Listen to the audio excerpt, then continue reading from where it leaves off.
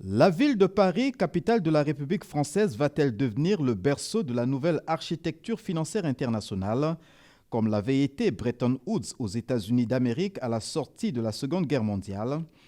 Probablement, à défaut de le devenir en raison des réticences surtout des grandes puissances, elle pourrait en donner l'impulsion à l'occasion du sommet pour un nouveau pacte financier mondial, ouvert ce jeudi au Palais Brongniart. La cérémonie d'ouverture a eu lieu en présence de nombreux chefs d'État et de gouvernement, des représentants d'organisations et institutions internationales et de la société civile. Au nombre des participants, le président Denis Sassou Nguesso de la République du Congo, président de la Commission climat du bassin du Congo, initiateur de la décennie mondiale de la forestation et du Fonds bleu pour le bassin du Congo.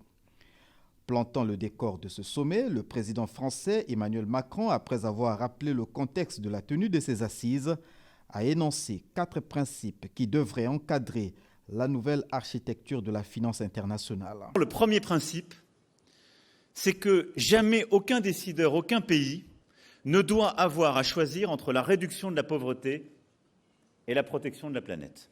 Deuxième principe, chaque pays doit choisir souverainement son chemin. Troisième principe, nous devons assumer un choc de financement public. Et puis le quatrième principe, c'est qu'on a besoin de beaucoup plus de secteur privé. De son côté, le président du Niger a appelé à la mise en place d'un système financier international plus juste, plus résilient, basé sur la solidarité et la complémentarité. Mohamed Bazoum a donc plaidé pour l'amélioration des institutions financières internationales existantes et de la création de nouvelles. Il y a, même pour ce sommet, Monsieur le Président Macron, des grands risques que nous continuions dans les incantations.